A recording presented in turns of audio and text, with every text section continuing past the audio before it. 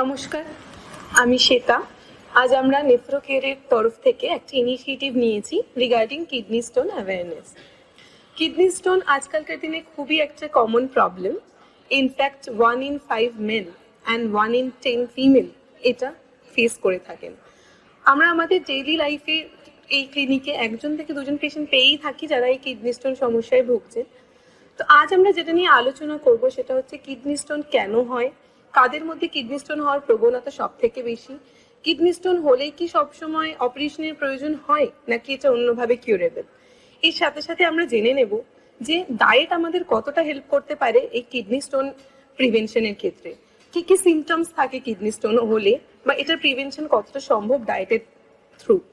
তো বেসিক্যালি আমরা আজকে দেখব যদি আমাদের কিডনি স্টোন ধরা পড়ে তো কিরকম ডায়েট আমরা মেনটেন করব, সেই ডায়েটটা মেনটেন করলে এটা কতটা প্রিভেন্ট করা সম্ভব। আমাদের সাথে রয়েছেন আমাদের সিনিয়র ডায়েটিশিয়ান দেবপ্রিয়া সাহা, আমাদের রেনাল ডায়েটিশিয়ান অর্পিতা সেন, এছাড়াও আমাদের সাথে রয়েছেন আমাদের ডায়েটিশিয়ান তমালি ঘোষ ও Shamima Khatun. Thank you Shweta for the introduction. আজকে যে টপিকটা নিয়ে আমরা আলোচনা করছি সেটা হচ্ছে kidney stone, one of the most common diseases in India. The prevalence is almost 15%, অর্থাৎ আমাদের ভারতবর্ষে কিডনি স্টোন পেশেন্টের সংখ্যা অলমোস্ট 5 to 7 মিলিয়ন। ইনফ্যাক্ট এখন দেখা যাচ্ছে ওয়েস্ট বেঙ্গলেও প্রচুর কিডনি ডিজিজের যাদের কিডনি স্টোনের সমস্যা রয়েছে এরকম প্রচুর পেশেন্ট। বেসিক্যালি দেখা যাচ্ছে পুরুলিয়া, বাঁকুড়া, পশ্চিম মেদিনীপুর এই অঞ্চলগুলো যেখানে ড্রাই হিট বেশি সেখানে কিডনি স্টোনের পেশেন্ট বেশি, সেজন্য আমরা এই অঞ্চলটাকে কিডনি স্টোন বেল্টও বলি। তো সেজন্যই আজকে আমরা নেফ্রোকেয়ারের তরফ থেকে এসেছি আপনাদেরকে কিডনি স্টোন কি এবং সেই বিষয়ে এডুকেশন দেওয়ার জন্য। সরি একটু ইন্টারাপ্ট করছি অর্পিতা, আপনি যদি কারো কোনো কোয়েশ্চেন থাকে আমাদের লাইভ সেকশনে আপনারা কমেন্ট বক্সে অবশ্যই সেটা জানান। আমরা লাইভের শেষে সেশন রিলেটেড যা যা কোয়েশ্চেন আছে সেগুলো উত্তর দেওয়ার চেষ্টা করব। ওকে, তো প্রথমেই জেনে নিই কিডনি স্টোন কি। দেখা যায় যে ইউরিনে যখন বিভিন্ন মিনারেলস যেমন ক্যালসিয়াম, অক্সালেট, ফসফেট এগুলোর কনসেন্ট্রেশন বেড়ে যায় তখন স্টোন তৈরি হয়। তো কিভাবে এই স্টোন ডেভেলপ করে সেটা একটু ভীষণই ইন্টারেস্টিং জিনিস। আমরা ছোটবেলায় সকলেই কেমিস্ট্রিতে সলিউশন, সলিউট, সলভেন্ট এগুলো পড়েছি। আমাদের ইউরিন হচ্ছে বেসিক্যালি একটা সলিউশন যেখানে ওয়াটার হচ্ছে সলভেন্ট আর বিভিন্ন মেটাবলিক ওয়েস্ট প্রোডাক্ট যেগুলো বডিতে তৈরি হচ্ছে সেগুলো হচ্ছে সলিউটস। তো কিডনি স্টোন তৈরি হয় একটা এমন অবস্থাতে যখন এই সলিউশনের রেশিও, সলিউট এবং সলভেন্সের রেশিওর অল্টারেশন হয়। আমি একটুখানি বোর্ডে বলি, বোঝাতে মেবি সুবিধা হবে। সলিউশন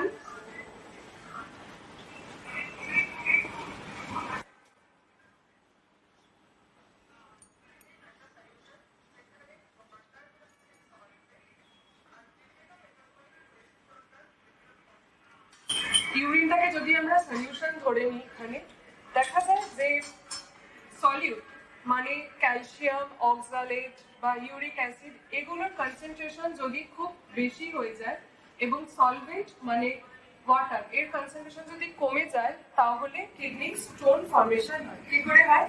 এই সলিউটস গুলো আস্তে আস্তে প্রেসিপিটেশন করে, সেখান থেকে ক্রিস্টালস তৈরি হয় এবং এই ক্রিস্টালস গুলো একত্রিত হয় কিডনি স্টোন তৈরি হয়।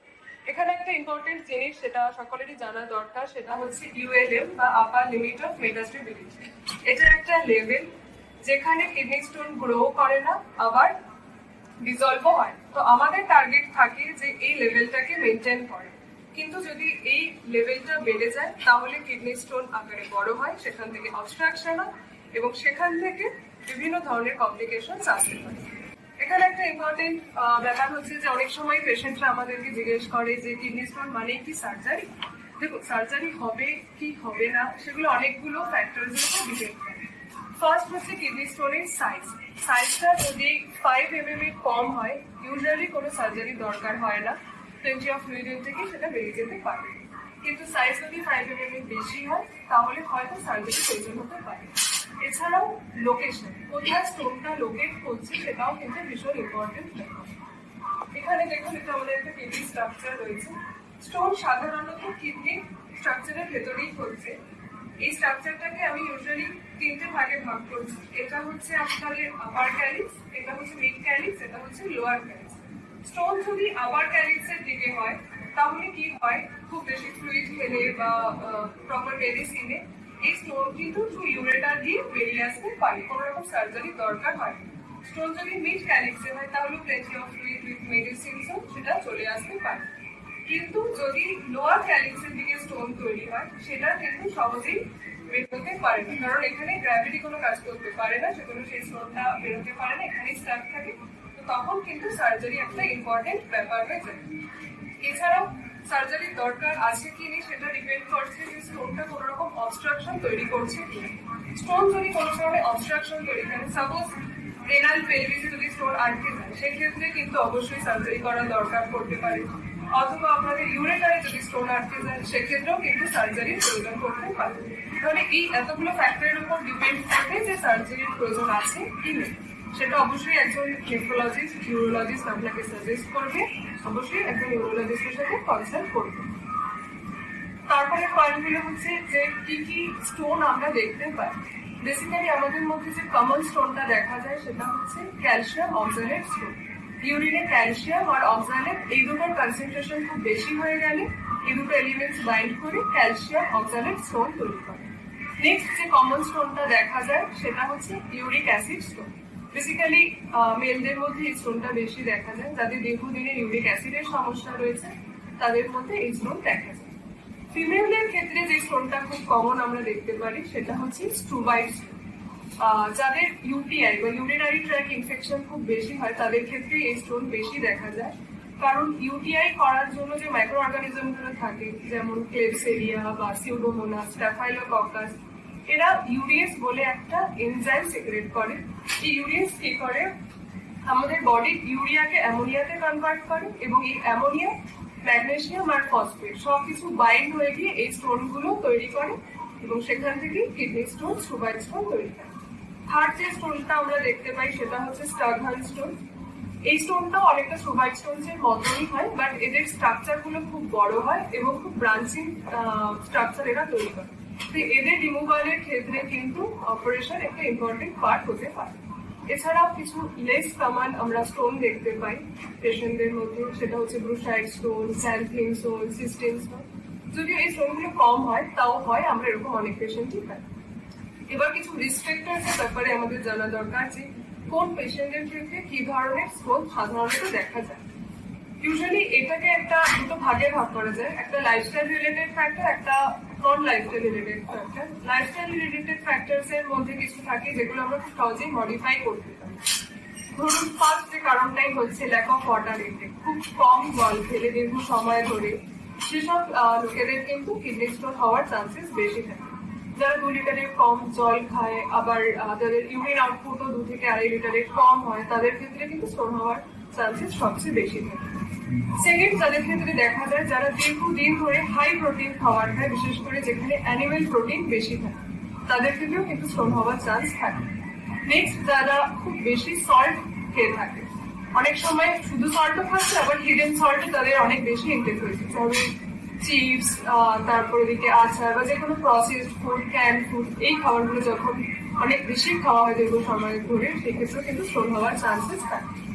এছাড়াও যারা সুগার কন্টেন্ট তাদের ডায়েটে বেশি থাকে, ধরুন ফ্রি সুগার তো রয়েছে, তার সাথে ফ্রুক্টোজ বা সিম্পল কার্বোহাইড্রেট, এগুলোর ইনটেক যদি বেশি হয় সেক্ষেত্রেও কিন্তু স্টোন হতে পারে। নেক্সট, যেটা ভীষণ ইম্পর্টেন্ট, যে আমরা দেখি আমাদের ওবেস যে পেশেন্টস গুলো রয়েছে তাদের ক্ষেত্রে কিন্তু কিডনি স্টোন হওয়ার চান্সেস সবচেয়ে বেশি। বিভিন্ন স্টাডি বলছে যে যাদের BMI 30 বেশি তাদের স্টোন হওয়ার অলমোস্ট হওয়ার চান্সেস সবচেয়ে বেশি। তো সেজন্যই আমরা সমস্ত আমাদের ওবেস পেশেন্টদের বলি অবশ্যই প্রপার ডায়েট ফলো করতে, ওয়েট লস করতে, তাহলে দেখবেন অটোমেটিকলি স্টোন ফর্মেশন হওয়ার চান্সেস অনেক কম হয়ে যায়। কিছু আদার্স ফ্যাক্টর রয়েছে, যেরকম হচ্ছে মেডিসিন। দীর্ঘ সময় ধরে যদি পার্টিকুলার কিছু মেডিসিন খাওয়া হয়, যেমন কিছু ডাইউরেটিক্স যেমন ডায়েটল, ল্যাসিক্স, কিছু সাপ্লিমেন্টস যেমন vitamin D supplements, calcium supplements, vitamin C supplements. আমরা অনেক সময় করোনাতে অনেক সাপ্লিমেন্টস নিয়েছি ইমিউনিটি বাড়ানোর জন্য, কিন্তু এই সাপ্লিমেন্টস গুলো কিন্তু অনেক সময় স্টোন ফর্মেশনে সাহায্য করে। এছাড়াও কিছু অ্যান্টিফাঙ্গাল ড্রাগ যেমন অ্যাফোটেরিসিন বি, ইউরিক অ্যাসিড কমানোর জন্য কিছু ওষুধ যেমন স্যালিসাইলেট, অ্যালুপিউরিনাল, এগুলো কিন্তু স্টোন ফর্মেশনে সাহায্য করে। এছাড়াও কিছু ডিজিজ রয়েছে, কিছু মেটাবলিক ডিজিজ রয়েছে, এগুলো ফর্মেশনে অনেক সময় সাহায্য করে। এরকম অনেক পেশেন্ট রয়েছে যারা লাইফস্টাইল একদম ঠিকঠাক ফলো করে, ঠিকঠাক মেডিসিন নিয়ে তাদের স্টোন ঠিকও হয়ে যায়, কিন্তু কিছুদিন পরে আবার সেই স্টোন রিকারেন্ট করে, মানে আবার ফিরে আসে। এইসব ক্ষেত্রে দেখা যায় যে তাদের নিজেদেরই কিছু মেটাবলিক ডিসঅর্ডার রয়েছে, তার জন্যই স্টোনটা রিকারেন্টলি হচ্ছে। ডিজিজ গুলো কি কি? ফার্স্ট যেটা কমনলি দেখা যায়, হাইপার ক্যালসিমিউরিয়া। ইউরিনে যখন ক্যালসিয়ামের এক্সপ্রেশন খুব বেশি হয়, ইউজুয়ালি যখন 300 mg বেশি হয়ে থাকে, তখন স্টোন ফর্মেশনের চান্সেসও খুব বেশি হয়। এছাড়াও হাইপার অক্সালুরিয়া, যখন অক্সালেটের ইউরিনারি এক্সপ্রেশন খুব বেশি হয়, সাধারণত 40 mg বেশি হয়, তাহলেও কিন্তু স্টোন ফর্মেশন হওয়ার একটা চান্সেস থাকে। এছাড়াও কিছু আদার ডিজিজ রয়েছে, যেমন হাইপার ইউরেসেমিয়া অথবা হাইপার প্যারাথাইরয়েডিজম, হাইপোফসফেটেমিয়া, হাইপোম্যাগনেসিয়ামিয়া। এই মিনারেলস গুলো যখন বডিতে থাকে না, বেরিয়ে যায়, সেক্ষেত্রেও কিন্তু স্টোন ফর্মেশন হওয়ার চান্সেস অনেক বেড়ে যায়। এছাড়াও একটা ফ্যাক্টর রয়েছে স্টোন হওয়ার, সেটা হচ্ছে আমাদের ইউরিনারি পিএইচ এর অল্টারেশন। ইউরিনারি পিএইচ যদি অল্টার হয়ে যায়, তাহলেও কিন্তু স্টোন ফর্মেশনের চান্সেস বাড়ে। যেমন ইউরিনারি পিএইচ যদি কমে যায়, অ্যাসিডিক হয়ে যায়, তাহলে uric acid stone, cystine stone এগুলো খুব কমন হয়। আবার পিএইচ যখন বেড়ে যায়, অ্যালকালাইন হয়ে যায়, তখন আবার struvite stone, calcium stone, phosphate stone এগুলো হওয়ার চান্সেস বেশি হয়। সাধারণত দেখা যায় যে আমাদের যারা মেল রয়েছে, ছেলেদের মধ্যে স্টোন হওয়ার চান্সেস বেশি অপেক্ষাকৃতভাবে মহিলাদের তুলনায়। যদিও স্টুবাইট স্টোন আমরা দেখলাম মহিলাদেরও হয়। তো যদি কখনো আপনাদের ইউএসজি বা সিটি স্ক্যানিং ধরা পড়ে, অবশ্যই নেফ্রোলজিস্টের সাথে কনসাল্ট করবেন। এবার আমাদের কাছে যে পেশেন্টরা আসে, তারা কি কি সিমটমস নিয়ে আসে সেগুলো কিন্তু আপনাদের জানা দরকার। যে মেজর সিমটমস পেশেন্টদের মধ্যে দেখা যায়, সেটা হচ্ছে ফ্ল্যাঙ্ক পেন। আমি আমাদের টিমের একজনকে একটু আসতে বলবো, তাহলে ফ্ল্যাঙ্ক পেনটা আমি একটু ভালো করে বুঝিয়ে দেবো। ইউজুয়ালি দেখা যায় যে ফ্ল্যাঙ্ক পেনটা আমাদের এখান থেকে হয় এবং সেটা আস্তে আস্তে রেডিয়েট করে গ্রয়েন এরিয়া, ঠিক আছে? এবং এই পেনটা কিন্তু সবসময় রেডিয়েট করে, একটা শার্প পেন থাকে, ফ্ল্যাঙ্ক থেকে গ্রয়েনে পেনটা রেডিয়েট করে। Thank you Monica for helping us. তো যদি এই ধরনের আপনাদের পেন হয়ে থাকে একটা অনেকদিন সময় ধরে, যদি পেন আপনারা ফিল করেন, অবশ্যই কিন্তু একটা ইউএসজি করান অথবা কোনো ডক্টরের সঙ্গে যোগাযোগ করুন। এছাড়াও আদার্স কিছু সিমটমস রয়েছে, যেরকম হিমাচুরিয়া যদি ব্লাড ইউরিনে আসে, তাহলেও কিন্তু বুঝতে হবে যে স্টোন হতে পারে। কারণ স্টোন আমাদের অবস্ট্রাকশন তৈরি করে। আমি বললাম যে পেলভিস অথবা ইউরেটারে কোনো অবস্ট্রাকশন থেকেও কিন্তু হিমাচুরিয়া হতে পারে। এছাড়াও আদার্স কিছু সিমটমস, যেরকম ধরুন আপনার ডিসকালারেশন অফ ইউরিনটা একটু লালচে হয়ে যাওয়া, অথবা ব্যাড ওডার আসা ইউরিন থেকে, লস অফ অ্যাপেটাইট, তারপর নজিয়া, ওয়েট লস, এই সমস্ত সিমটমস নিয়েও কিন্তু পেশেন্টরা আমাদের কাছে আসে। এখানে একটা ইম্পর্টেন্ট জিনিস আছে, আমি বলতে ভুলে গেলাম, সেটা হচ্ছে অনেক সময় পেন হলে, ফ্ল্যাঙ্ক পেন হলে আমরা পেন কিলার্স নিই, ওভার দ্য কাউন্টার আমরা পেন কিলার্স অ্যাবিউজ করি। তো দয়া করে এটা করবেন না। যদি পেন হয়ে থাকে, কোনো ডাক্তারকে দেখান। কারণ যদি পেন কিলার্স আপনারা খান, বিশেষ করে কিডনির জন্য হার্মফুল যে পেন কিলার গুলো, অ্যাসিলোফেনাক, তারপর আইবুপ্রোফেন, এগুলো যদি খান, এগুলো থেকে কিন্তু পার্মানেন্টলি একটা কিডনি ড্যামেজ হওয়ার সম্ভাবনা থাকে। যদি কিছু পেন কিলার খেতে হয় ফর এমার্জেন্সি, কিডনি সেফ যেগুলো, যেরকম প্যারাসিটামল, ট্যামাডল, এগুলো, আদার্স কিছু খাবেন না, ডাক্তার দেখান। অনেক সময় আপনি যদি সঠিক সময়ে ডাক্তার না দেখান, এই কিডনি স্টোনটার অবস্ট্রাকশনের সময় কিন্তু কিডনির আলটিমেট ড্যামেজ হতে পারে, যেটা ক্রনিক কিডনি ডিজিজেও পরিণত হতে পারে। সেজন্য সঠিক সময় ট্রিটমেন্ট, ডায়াগনোসিস, ম্যানেজমেন্ট কিন্তু ভীষণ দরকার। কিছু স্টোন আমরা ন্যাচারালি কিন্তু ইনহিবিট করতে পারি। ন্যাচারাল ইনহিবিটর কিছু রয়েছে, যেগুলো কিন্তু স্টোনকে কম করতে সাহায্য করে, যেরকম citrate, magnesium, pyrophosphate. Through diet আমরা এগুলো কি করে পাবো, কি করে এগুলো দিয়ে আমরা স্টোনটাকে ইনহিবিট করবো, সেজন্য আমি দেবপ্রিয়াদিকে বলবো যে দেবপ্রিয়াদি প্লিজ থ্রু ডায়েট আমরা কি করে স্টোন কন্ট্রোল করবো একটু বলে দাও। Thank you, Orpita, for this lovely speech.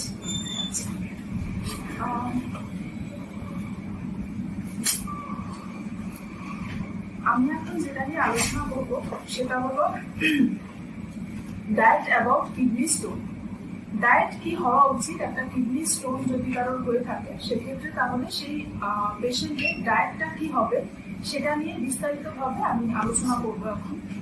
Diet is very much important in every type of patient. প্রত্যেকটা ডিজিজের ক্ষেত্রে কিন্তু ডায়েটটা খুবই ইম্পর্টেন্ট একটা জিনিস। তো একটা ডায়েট চার্ট মেনটেন করা কোনো ডিজিজ হলে সেক্ষেত্রে কিন্তু অবশ্যই একটা প্রপারলি মেডিসিনস, লাইফস্টাইল এগুলো চেঞ্জেসের সাথে সাথে প্রপারলি কিন্তু সেই পেশেন্টকে ডায়েট চার্ট একটা ফলো করতেই হবে। তো আজকে আমরা কিডনি স্টোনে কি কি ডায়েট হতে পারে সেটা নিয়ে আলোচনা করব। First of all Arpita already বলে দিয়েছে যে কত রকমের স্টোন হতে পারে। সবার প্রথমে যখন নাকি পেশেন্টের কিডনি স্টোন ডিটেক্ট হবে সে কিন্তু তার অবশ্যই জানা উচিত সেটা কি টাইপের স্টোন। অনেকগুলো টাইপ অফ স্টোন অলরেডি আপনারা জানতে পেরেছেন, অনেকগুলো টাইপের স্টোন থাকে, স্টোন শুধু একরকম হয় না। তো ফার্স্ট অফ অল যেটা হচ্ছে কিছু কিছু ভেরি রেয়ার স্টোন কিছু আছে যেগুলো খুব সহজেই হয়ে থাকে, সেগুলো হচ্ছে uric acid stone, calcium oxalate stone, calcium phosphate stone, sugar stone, এগুলো সমস্ত। যেগুলো নাকি খুব রেয়ার স্টোন সেগুলো হচ্ছে সিস্টেন স্টোন, জ্যান্থিন স্টোন, এগুলো ভেরি রেয়ার। কিন্তু যেগুলো নাকি খুব সহজেই হয়, লাইক প্রথমেই বলবো আমি uric acid stone. Uric acid স্টোনের ক্ষেত্রে প্রথমত যেটা করতে হবে, সেক্ষেত্রে ইউরিক অ্যাসিড যে সমস্ত খাবারগুলোতে বেশি থাকে, মানে পিউরিন রিচ খাবারগুলো যেগুলো থেকে থাকে, সেটা আমাদের ডেইলি বেসিসে যে আমরা দৈনন্দিন জীবনে যে আমাদের খাবারগুলো ডেইলি বেসিসে খেয়ে থাকি ফ্রম ব্রেকফাস্ট টু ডিনার, সেখানে কিন্তু পিউরিন রিচ খাবারগুলো কিন্তু প্রচুর পরিমাণে থাকে। সব থেকে বেশি ইউরিক অ্যাসিড বেশি থাকে ইস্ট, বেকারস ইস্ট যেটা পাওয়া যায়, সেটা কোথায় পাওয়া যাবে, সেটা হচ্ছে পাউরুটি। আমাদের দৈনন্দিন জীবনে ব্রেকফাস্টের একটা খুবই ইম্পর্টেন্ট খাবার হলো ব্রেড। সেটা হোয়াইট ব্রেড হোক বা ব্রাউন ব্রেড হোক বা মাল্টিগ্রেন ব্রেডই হোক না কেন, যেই টাইপের ব্রেডই হোক না কেন, সেখানে কিন্তু ইস্ট ব্যবহার করা থাকে। বেকারস ইস্ট যেটা থাকে সেটা কিন্তু ব্যবহার করা হয়ে থাকে, আর সেটাই কিন্তু সব থেকে বেশি সেখানে ইউরিক অ্যাসিডের কন্টেন্টটা থাকে। নেক্সট হচ্ছে গিয়ে মুসুর ডাল, অরহর ডাল। অবভিয়াসলি লাঞ্চ টাইমে ডেইলি বেসিসে আমরা বাঙালি বাড়িতে ডাল হয়েই থাকে, তো এই ডালগুলো একটুখানি অ্যাভয়েড করা। অ্যাভয়েড মিনস আমি বলবো পুরোপুরি জীবন থেকে বাদ দিয়ে দেওয়া নয়, জাস্ট কিছুটা মানে ডেইলি বেসিসে না খেয়ে সেটাকে একটু অল্টারনেট ডেতে রাখা, এরকম মতন করে। নেক্সট হচ্ছে ফিশ, চিকেন, যেগুলো নাকি অ্যানিমেল প্রোটিন সোর্স গুলো রয়েছে। ডেইলি বেসিসে বাঙালি বাড়িতে অবশ্যই মাছ হয়েই থাকে, চিকেনও হয়ে থাকে। উইকেন্ড মানে সেখানে চিকেন, মাটন হয়ে থাকবে। তো সেক্ষেত্রে সেগুলোকে একটু মানে খুব বেশি পরিমাণে না খেয়ে প্রপারলি অ্যামাউন্টে খাওয়া, যতটা অ্যামাউন্ট আমাদের বডির দরকার সেই অ্যামাউন্টে খাওয়া। খুব বেশি বাইরের জাঙ্ক ফুড, চিকেন, মাটন, এই সমস্ত জাঙ্ক ফুড বা ফিশ, এই সমস্ত বাইরের রেস্টুরেন্টের খাবার দাবার সমস্ত খুব একটা বেশি না খেয়ে বাড়িতেই নর্মালি পরিমাণ মতন সীমিত পরিমাণে সেগুলোকে রাখতে হবে। আচ্ছা, নেক্সট হচ্ছে calcium oxalate stone. Calcium oxalate স্টোনের ক্ষেত্রে অক্সালেট রিচ যে সমস্ত খাবারগুলো রয়েছে সেগুলোকে আমাদের একটু অ্যাভয়েড করতে হবে। লাইক মেনলি অক্সালেট রিচ খাবার দাবারগুলো কিছু আমি এখানে ডিসপ্লে করেছি, আপনারা দেখতে পারবেন। এখানে হচ্ছে গিয়ে মোচা মানে প্ল্যান্টেন ফ্লাওয়ার যেটা আছে সেটা হচ্ছে মেনলি অক্সালেট রিচ খাবার। থোর মানে ব্যানানা স্টেম, এটা হচ্ছে গিয়ে একটা অক্সালেট রিচ খাবার। এগুলো আমাদের মোটামুটি ডেইলি বেসিসে বাড়িতে হয়েই থাকে। আর সাথে আছে আরো পালং শাক, এগুলো আমি ডিসপ্লে করতে পারিনি। তো পালং শাক, মোটের শাক, সজনে ডাঁটা, এগুলো সমস্ত, আমন্ড, ক্যাশিও, এগুলো কিন্তু অনেকের সকালবেলা বাড়িতে খাওয়ার অভ্যাস থাকে, যে দুটো আমন্ড খেয়ে নিলাম বা দুটো ক্যাশিও খেয়ে নিলাম, ঠিক আছে। তো ডেইলি বেসিসে না খেয়ে সেগুলোকে মাঝে মাঝে খাওয়া, ঠিক আছে। তো সেগুলোকে একটু মোটামুটি অ্যাভয়েড করা। যদি অক্সালেট স্টোন কারোর হয়ে থাকে বা বারংবার স্টোন হওয়ার যদি কিছু প্রবণতা থেকে থাকে, সেক্ষেত্রে ওগুলোকে একটু অ্যাভয়েড করতে হবে। ক্যালসিয়াম অক্সালেট স্টোন আছে মানে আমি ক্যালসিয়াম রিচ খাবারগুলোকেও অ্যাভয়েড করবো, সেরকমটা কিন্তু একদমই নয়।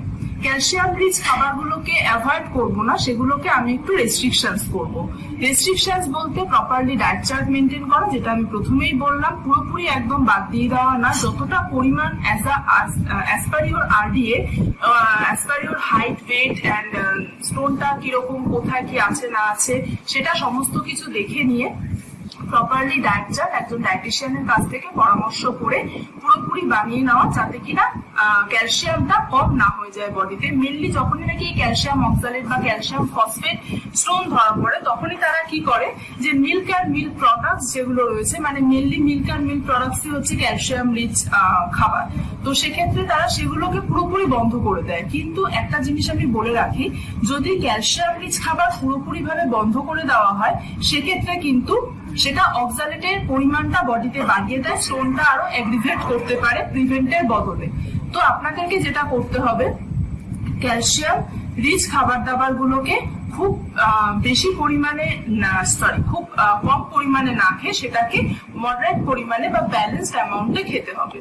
আচ্ছা, নেক্সট হচ্ছে ক্যালসিয়াম ফসফেট যেটা থাকছে, সেই স্টোনটা যদি হয়ে থাকে, ক্যালসিয়ামের কথাটা আমি বলেই দিলাম আগে। ফসফেটের ক্ষেত্রে যেটা করতে হবে, গরমকাল এখন, তো বাইরে বেরোলেই আমাদের একটা টেন্ডেন্সি থাকে যে একটু কোল্ড ড্রিঙ্কস, মাজা এই সমস্ত টাইপের কিছু একটু খেয়ে নিলাম। তো সেক্ষেত্রে সেইটা করা যাবে না। আপনারা চাইলে প্লেন লেবুর শরবত খেতে পারেন, যেটা আছে আমি এখানে রেখেছি, যেটা কিনা স্টোন ইনহিবিটর হিসাবে কাজ করে। সেটা এখানে লেমনটা রাখা রয়েছে। প্লেন লেবুর শরবত করে যদি খাওয়া যায়, লেমন শরবত প্লেন যদি করে খাওয়া যায়, ইনস্টেড অফ কোনো ফান্টা, মাজা বা কোনো cold drinks, Sprite, Coca Cola এই সমস্ত, একটা আমি স্প্রাইটের বোতলও এখানে রেখেছি, কারণ এইটার মধ্যে কিন্তু হিডেন সুগার থাকছে, ঠিক আছে, যেটা কিনা খুবই খারাপ ফর কিডনি স্টোন পেশেন্ট। কারণ এটাতে এইটুকু একটা বোতলে, সফট ড্রিঙ্কস এর বোতলে কিন্তু প্রায় 20 to 25 গ্রাম মতন হিডেন সুগার থাকছে, যেটা কিনা প্রায় এই টিস্পুনটার 5 টিস্পুন। এটা হচ্ছে একটা 1 টিস্পুনের স্পুন, এইটার 5 টিস্পুন সল্ট কিন্তু এইটুকু একটা বোতলের মধ্যে দিয়ে চলে যাচ্ছে, ঠিক আছে। তো সারাদিনে আমরা যে খাবারগুলো খাচ্ছি সেগুলোতে তো ক্যালোরি যাচ্ছে, সাথে অ্যাজ আ হিডেন সুগার হিসাবে কিন্তু এইটাও চলে যাচ্ছে, যেটা কিনা for kidney stone patient is very much harmful, ঠিক আছে। আচ্ছা, নেক্সট হচ্ছে প্রচুর পরিমাণে জল খেতে হবে। জল ডেইলি বেসিসে প্রায় 8 থেকে 10 গ্লাস বা 3 থেকে 4 লিটার মতন জল ডেইলি বেসিসে পেশেন্টকে খেতে হবে, বা নর্মাল মানুষেরও প্রায় 3 থেকে 4 লিটার মতন জলটা খাওয়া উচিত, ঠিক আছে। আর জলটা মেনলি আমি খেতে বলবো যাদের নাকি বারংবার কিডনি স্টোন হওয়ার প্রবণতা থাকছে, বারংবার তাদের স্টোন হচ্ছে বাড়িকারে, তাদের স্টোন ধরা পড়েছে সবে, সেক্ষেত্রে তাদেরকে কিন্তু ইভিনিং টাইমটাতে একটু জলটাকে বেশি রাখতে হবে। কারণ ইভিনিং টাইমটাতে, কারণ যখন আমরা ঘুমাচ্ছি না, 8 থেকে 10 ঘন্টা মতন একটা পুরো গ্যাপ পড়ে যাচ্ছে, মানে ইউরিনটা স্যাচুরেশন হওয়ার কিন্তু আমরা অনেকটা সময় দিয়ে ফেলছি সেক্ষেত্রে। তো 8 থেকে 10 ঘন্টা কিন্তু মানে কোনো থেকেও জল খায় না রাত্রিবেলা, সেক্ষেত্রে তো কি হয়, পুরোপুরি সুপার স্যাচুরেটেড কিন্তু তখনই হয়ে যায়। এক্স্যাক্টলি। তো আমরা যদি আফটার ইভিনিং টাইমটা থেকে জল খাওয়াটা শুরু করি, নকচুরিয়াটা যদি হয়, নকচুরিয়ার কথাটা বলে রাখি, নকচুরিয়া মিনস হচ্ছে রাত্রিবেলা বারবার করে ইউরিনেশন করা, ঠিক আছে। তো নকচুরিয়া যদি হতে থাকে, তাহলে কি হবে, ওই যে 8 থেকে 10 ঘন্টার গ্যাপটা, সেক্ষেত্রে কিন্তু সুপার স্যাচুরেশনটা একদমই হবে না। তো সেক্ষেত্রে ওটা কিন্তু একটা ভেরি মাচ হেল্পফুল হবে। আচ্ছা, নেক্সট বলবো যেটা কিনা সুভাইট স্টোনের ক্ষেত্রে আমি একটু আসতে চাইছি। সেখানে সুভাইট স্টোনটা মেনলি হয়ে থাকে ফিমেলদের ক্ষেত্রে, রাইট অর্পিতা? হ্যাঁ, ফিমেলদের, যেহেতু ইউটিআই এর সমস্যাটা ফিমেলদের ক্ষেত্রে, সবাই মোটামুটি ফিমেলরা ফেস করেই থাকে ইউটিআই এর প্রবলেমটা। তো সেক্ষেত্রে ইউটিআই যদি বেশি হয়, সেক্ষেত্রে সুভাইট স্টোনটা হবে। আমি বলবো সুভাইট স্টোনের ক্ষেত্রে এই সমস্ত জিনিসগুলোকে মেনটেন করতে হবে। সাথে যেটা খুব হেল্পফুল হবে সেটা হচ্ছে ক্র্যানবেরি জুস, যেটা কিনা ক্র্যানবেরি জুস যদি ডেইলি বেসিসে খাওয়া যায়, সেটা কিন্তু ইনফেকশনটাকে কন্ট্রোল করতে হেল্প করবে। Exactly my point. তো ওটা কন্ট্রোল করতে হেল্প করবে, সেক্ষেত্রে তাহলে স্টোন ফর্মেশনটা হওয়ার কোনো গল্প নেই সেখানে।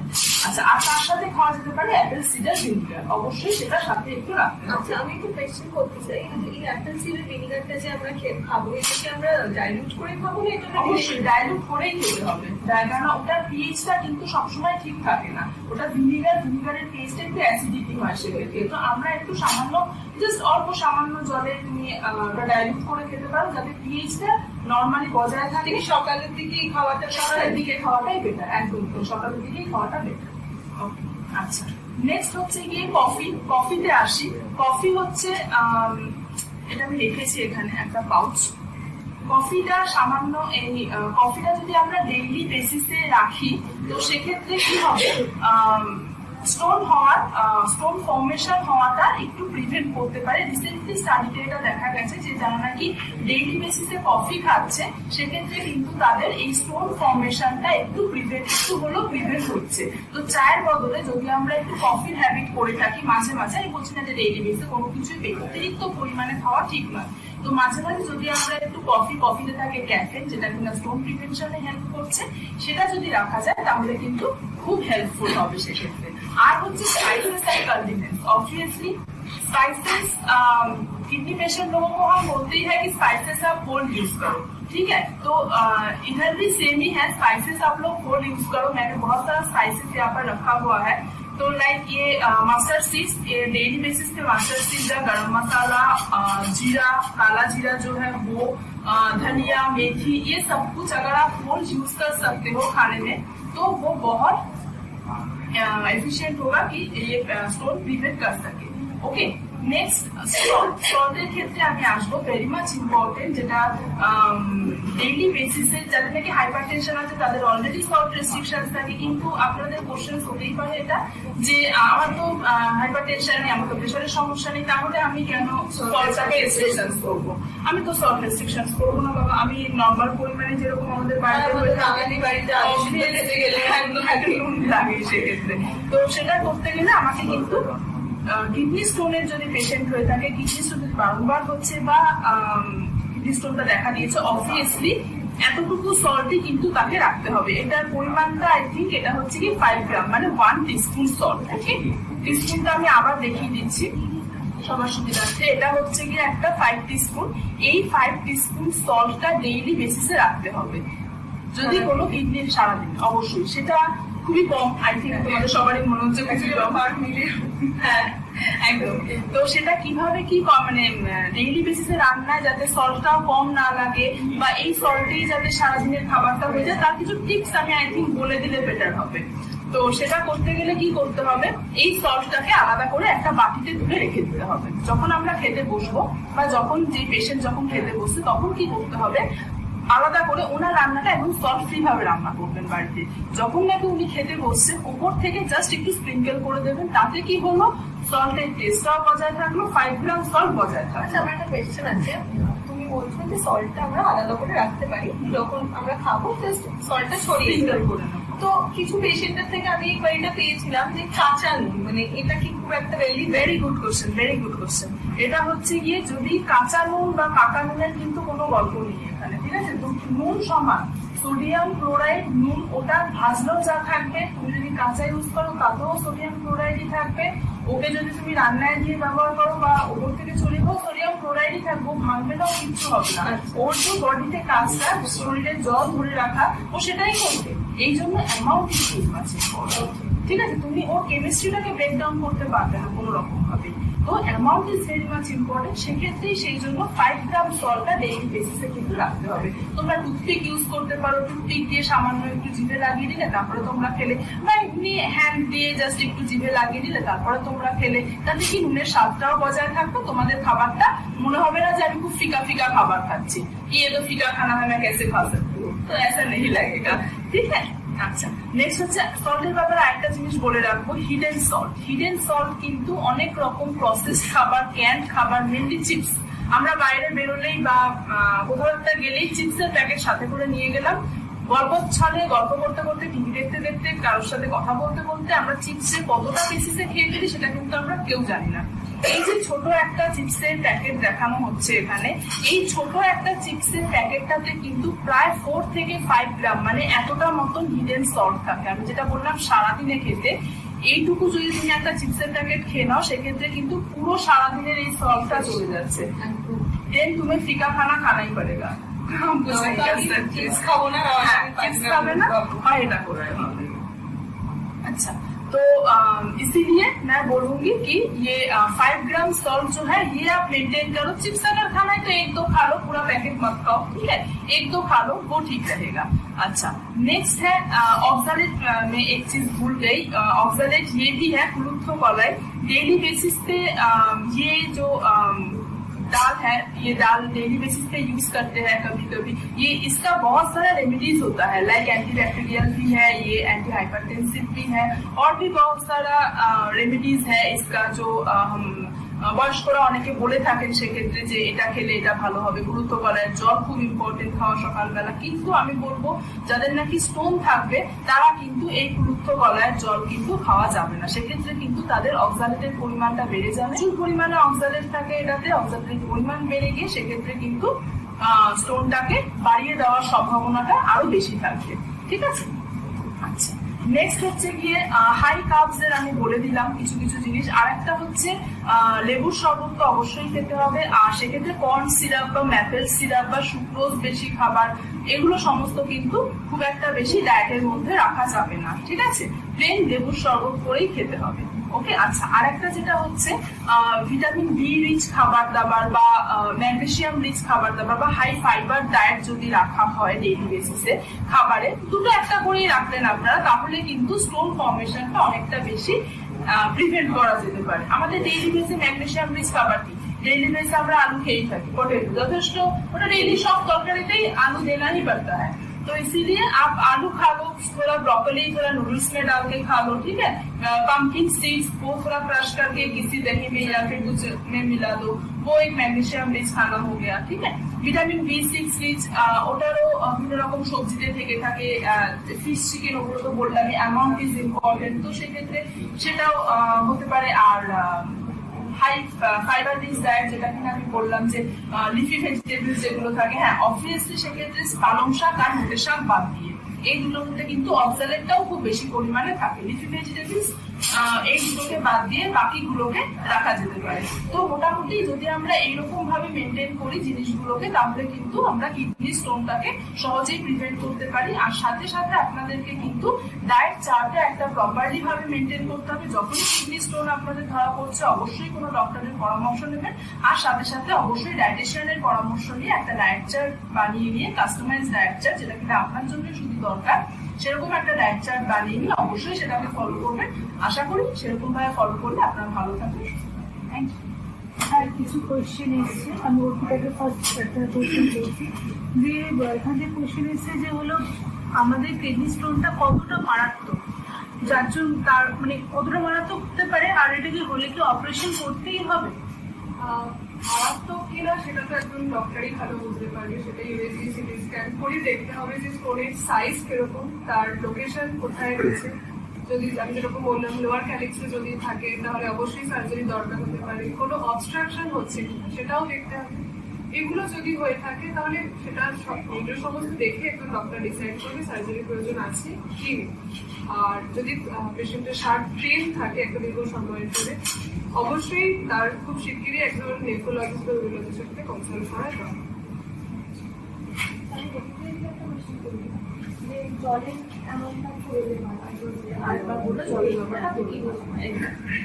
জল তো প্রচুর পরিমাণে খেতে হবে, যেটা বললাম 8 থেকে 10 গ্লাস, বা সেটা হচ্ছে কি প্রায় 3 থেকে 4 লিটার জল কিন্তু ডেইলি বেসিসে একটা মানুষের খেতে হবে। আর ইউরিন ভলিউম তার মিনিমাম 2 থেকে 2.5 লিটার কিন্তু হতেই হবে, ঠিক আছে। তাহলেই তার স্টোনটাকে আমরা আটকাতে সক্ষম হবো। যদি জল কম খাওয়া হয় তাহলে কিন্তু ইউরিন আবার সেই সুপার স্যাচুরেটেড হয়ে যাবে, তখন কিন্তু সেখান থেকে স্টোনটা ফর্মেশন হতে পারে। আর নকচুরিয়াটা হওয়ার জন্য মানে রাত্রে বারবার করে একটু ইউরিনেশনে যদি যেতেও হয় তাহলেও কিন্তু আমি বলবো একটু ইভিনিং টাইম, যাদের স্টোন হয়ে গেছে, নট কি যাদের এখনো স্টোন হয়নি তাদের রাত্রেবেলা জল খাওয়া দরকার নেই, যাদের অলরেডি বারংবার ধরে স্টোনটা হচ্ছে রিকারেন্টলি, বা যাদের নাকি স্টোনটা এখনো অব্দি হয়ে আছে তাদেরকে একটু রাত্রিবেলায় বেশি পরিমাণে জলটা কিন্তু দিন।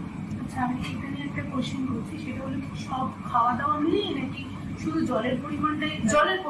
জলের পরিমাণটাই 3 থেকে 4 লিটার, 8 থেকে 10 গ্লাস মতো, ওটা জলের পরিমাণটাই হবে। বাকি আদার্স চা বা কফি সমস্ত যদি কেউ খুব বেশি পরিমাণে চা খেয়ে থাকে বা লিকুইড যদি তার খুব বেশি পরিমাণে হবে ইনক্লুডেড, তার মধ্যেই রাখা যেতে পারে। আর যদি 2বার চা খায় বা 1বার চা খায় সেটা আলাদাও হতে পারে, সেটা আচ্ছা, আমরা একটু ছোট্ট দেখি। তো আমরা ডায়েটের মধ্যে দিয়ে অনেকটাই প্রিভেন্ট করতে পারি, তাই তো? যদি আমরা প্রপার ডায়েটটা মেনটেন করি, সেই ক্ষেত্রে হয়তো আমাদের ডায়েট মেনটেন করার পরে যেগুলো তুমি বললে সেগুলো খাওয়ার পরে হয়তো কিডনি স্টোনের সাইজটা কমতে পারে, বা হয়তো সেটা রিস্ক ফ্যাক্টর কমতে পারে, এরকম হতে পারে। হ্যাঁ, কিডনি স্টোনের সাইজ কমবে না, এখানে একটু কারেকশন করে দিই। কিডনি স্টোনটা হওয়ার থেকে আমরা প্রিভেন্ট করছি, আমরা হওয়ার আগে প্রিভেন্শন একদম। করবো। আমরা অক্সালেট রিচ খাবার, যেরকম ধরো এইগুলো সমস্ত অক্সালেট রিচ খাবারগুলোকে আমরা একটু কম রাখলাম, আমরা একটু লেমন জুসটাকে বেশি পরিমাণে রাখলাম, স্পাইসেসটা আমরা যেটা আমি বললাম সমস্ত স্পাইসেস গুলো এগুলো আমরা ডেইলি বেসিসে খাবারে ইউজ করলাম, ঠিক আছে? যদি আমরা এই ছোট ছোট জল একটু বেশি করে খেলাম, এই সমস্ত জিনিসগুলোকে যদি করা যেতে পারে, সল্টটাকে আমরা একটু মেনটেনের মধ্যে রাখলাম 5 গ্রামের মধ্যে, তাহলে আমরা কিডনি স্টোনটা ফর্মেশন থেকে প্রিভেন্ট করতে পারবো। হওয়ার পর তার সাইজের উপরে আমাদের কোনো হাত নেই, ডায়েটের কোনো হাত নেই। তো ঠিক আছে, একদম মেডিসিনের উপরে। আচ্ছা, কিডনি স্টোনের কি সিমটমস গুলো তো হঠাৎ করে একদম হঠাৎ করেই হতে পারে, কিছু শার্প পেইন পেশেন্টরা বেসিক্যালি ফিল করে, তো সেটা একদম হঠাৎ করেই আসতে পারে, তখনই ডায়াগনোসিসের দরকার। আচ্ছা, আরেকটা দিদিকে আমি একটা কোয়েশ্চেন করছি। তিনি বলছি যে মিল্ক অ্যান্ড মিল্ক প্রোডাক্ট কি এটা কি মানে খাওয়া যেতে পারে? একদম অবশ্যই খাওয়া যেতে পারে, পুরোপুরি একদম অ্যাভয়েড করতে হবে না মিল্ক অ্যান্ড মিল্ক প্রোডাক্টস গুলোকে। যেটা বললাম, প্রপারলি ডায়েট চার্ট মেনটেন করে অ্যাজ পার ইউর আরডিএ তোমার যতটা রিকোয়ারমেন্ট আছে, সে মেল অ্যাডাল্ট মেল হোক বা অ্যাডাল্ট ফিমেল হোক, যতটা তার রিকোয়ারমেন্ট আছে প্রপারলি ডায়েট চার্টটা আমরা সেইভাবেই বানিয়ে দিই। পুরোপুরি রেস্ট্রিকশনস এর একদম দরকার নেই। রেস্ট্রিকশনস করলে অক্সালেট বাড়লে স্টোন হবে। একটা কোশ্চেন করছি, এই কিডনি স্টোনটা থেকে আমাদের আদার্স কিডনিতে কি কি এফেক্ট করছে? যদি স্টোনটার অবস্ট্রাকশন হয়, বিশেষ করে রেনাল পেলভিসে যদি অবস্ট্রাকশন হয়, সেখান থেকে কিন্তু সোয়েলিং অফ কিডনি হতে পারে, মানে কিডনি সাইজে ফুলে যেতে পারে, সেখান থেকে কিন্তু আলটিমেটলি সিকেডি মানে ক্রনিক কিডনি ডিজিজ কিন্তু হতে পারে। তো অবশ্যই যদি অবস্ট্রাকশন হয়ে থাকে তাহলে কিন্তু আলটিমেটলি কিডনি ড্যামেজ হতে পারে। এখানে আরেকটা জিনিস আমি অ্যাড করে দিচ্ছি, অর্পিতা, এটা হচ্ছে 3 মান্থস অন্তর অবশ্যই। তাদেরকে কিন্তু কেএসডি টেস্ট কিন্তু করে নিয়ে দেখতে হবে, সাথে ইউরিনারি সিএস এগুলো সমস্ত করে নিয়ে দেখতে হবে অবশ্যই। ইউরিনারি ক্যালসিয়াম, ইউরিনারি অক্সালেট, এগুলো ওগুলো সমস্ত। তোমরা বলছো যে প্রপার যাতে ডায়াগনোসিসটা হয়। আচ্ছা, অর্পিতা আরেকটা কোয়েশ্চেন একদিন ফলোয়ার্স করেছি, সেটা হচ্ছে হলো যখন কিডনি স্টোন হচ্ছে হঠাৎ করে তো ব্যথা শুরু হচ্ছে, তার জন্য ভুল করে অনেকে পেন কিলার খেয়ে ফেলছে। একদম। তো এই পেন কিলার কি কতটা সেফ? একদমই পেন কিলার সেভ না। যদি পেন হয়, এমার্জেন্সি বেসিসে যদি কিছু খেতেই হয়, সেটা প্যারাসিটামল অথবা ট্রামাডল খেতে হবে, দিনে যাতে সেটা দুটোর বেশি না হয়। তার মধ্যেই একজন নেফ্রোলজিস্টের সাথে কনসাল্ট করতে হবে। আদার্স পেন কিলার্স কিন্তু অ্যাভয়েড করতে হবে, স্পেশালি কম্পোজিশন দেখতে হবে, তার মধ্যে যদি অ্যাবোপ্রোপেন বা অ্যাসিলোফেনাক এই জাতীয় কিডনির জন্য হার্মফুল এই কম্পোজিশন গুলো যদি থাকে, তাহলে একদম অ্যাভয়েড করতে হবে। প্যারাসিটামল এগুলো খাওয়া যেতে পারে, কিন্তু একজন নেফ্রোলজিস্টকে তাড়াতাড়ি দেখতে হবে। বলছো যে পিঙ্ক সল্ট, রক সল্ট যেগুলো আছে, এইগুলোর কি সেম সাইড এফেক্ট, মানে এই কিগুলোকে অ্যাভয়েড করতে হবে না? ওটা একদমই যদি পেশেন্ট কিডনি পেশেন্ট হয়ে থাকে, আর যদি নর্মাল পেশেন্ট হয় ঠিক আছে, কিন্তু সে যদি সিকেডি পেশেন্ট হয়ে থাকে, সেক্ষেত্রে কিন্তু তাকে নর্মাল যে সল্ট আছে সেটাই তাকে ইউজ করতে হবে। পিঙ্ক সল্ট, রক সল্ট না, ওগুলোতে পটাশিয়ামটা বেশি থাকে। আর হ্যাঁ, লো সোডিয়াম সল্টও নয়। লো সোডিয়াম সল্টে কি হয়, সোডিয়ামটা তো মাত্রাতেই থাকে কিন্তু পটাশিয়ামটা বেশি থাকে। তো যদি নর্মাল পেশেন্ট হয়ে থাকে, সেক্ষেত্রে সে যেরকমই ইচ্ছা সল্ট ব্যবহার করুক, কোনো অসুবিধা নেই। Rock salt, pink salt, low sodium salt, এমনি সল্ট, কোনো প্রবলেম। কিন্তু যদি সে CKD patient with kidney stone হয়ে থাকে, তবে কিন্তু তাকে অবশ্যই নর্মাল সল্টই থাকবে। কিডনি স্টোনের ক্ষেত্রে আই গেস লো সোডিয়াম সল্টই বেটার, কারণ ওর যে পটাশিয়ামটা রয়েছে সেটা কিন্তু আবার স্টোন করবে, হ্যাঁ, স্টোন যাতে না বাড়ে সেটাতে হেল্প করবে। নর্মালি তার যদি সিকেডি না থাকে তাহলে সেটা অবশ্যই ইনসল্ট। আচ্ছা, অর্পিতা আরেকটা একজন ফলোয়ার জানতে চাইছে আমাদের কিডনি স্টোন কত রকমের হয়, আরেকবার একটু ডিসকাস।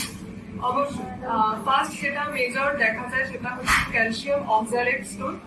তারপরে যে স্টোনটা কমন সেটা হচ্ছে ইউরিক অ্যাসিড স্টোন, যেটা মেলদের মধ্যে বেশি কমন। থার্ড যে স্টোনটা দেখা যায় সেটা হচ্ছে স্ট্রোবাইট স্টোন, যেটা ফিমেলদের মধ্যে কমন। তারপর নেক্সট যে স্টোনটা আমরা দেখতে পারি সেটা হচ্ছে স্টারভান স্টোন, যেটা সাইজে একটু বড় হয় এবং ব্রাঞ্চিং স্ট্রাকচারে হয়।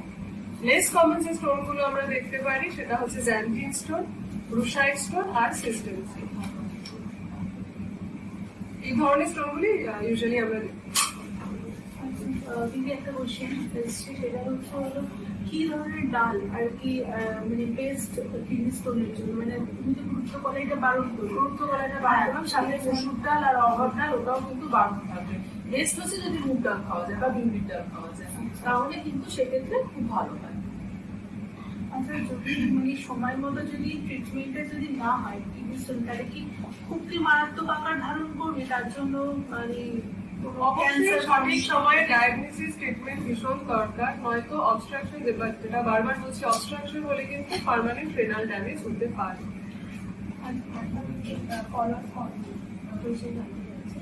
যে কোনো কিছু ভেজিটেবলসের সাইড এফেক্টে কি কোনো স্টোন হতে পারে? হ্যাঁ অবশ্যই, যেটা কিনা আমি বললাম ভেজিটেবলস গুলো, যে প্ল্যান্টেন ফ্লাওয়ার, ব্যানানা স্টেম, এই সমস্ত গুলো, নোটে শাক, পালং শাক, এইগুলোতে কিন্তু অবশ্যই কিডনি স্টোনটা হতে পারে। অক্সালেট বীজ এগুলো সমস্ত, তো এই সমস্ত ভেজিটেবলস গুলোকে কিন্তু একটু অ্যাভয়েড করেই চলতে হবে, খুব একটা বেশি পরিমাণে খাওয়া না। যদি কারো স্টোন না থাকে তাহলে সে মাঝে মাঝে এগুলো খেলে, আর যদি কারো স্টোন হয়ে থাকে বা রিকারেন্টলি হচ্ছে, একদমই পুরোপুরি স্টপ করতে হবে। আশা করি আমাদের যতটা আপনাদের কোয়েরি ছিল, আমরা যতটা আপনাদের জানাতে পেরেছি, আশা করি আপনাদের কোয়েরিটা সলভ হয়েছে। এছাড়াও এরপরে বিস্তারিত জানতে আপনারা আমাদের একটি বই আছে, হ্যান্ডবুক অফ নেফ্রোলিথিয়াসিস, ওটা কালেক্ট করতে পারেন। স্ক্রিনে নাম্বার ডিসপ্লে হচ্ছে, ওখানে আপনি কন্ট্যাক্ট করে বইটা নিতে পারেন। এছাড়াও আমাদের ডায়েটিশিয়ানরা আমাদের সেন্টারে থাকছেন সকাল 11টা থেকে 4টের মধ্যে। এর মধ্যে আপনারা যে কোনো দিন এসে আরো বিস্তারিতভাবে ওনাদের থেকে জানতে পারেন, ডায়েট কাউন্সিলিংটাও করিয়ে নিতে পারেন। এছাড়াও আপনারা নানা রকম হেলথ টিপস, নিউট্রিশন অ্যাডভাইস পেতে প্লিজ আমাদের ইনস্টাগ্রাম পেজটা ফলো করুন। ততদিন ভালো থাকবেন, সুস্থ থাকবেন, আবার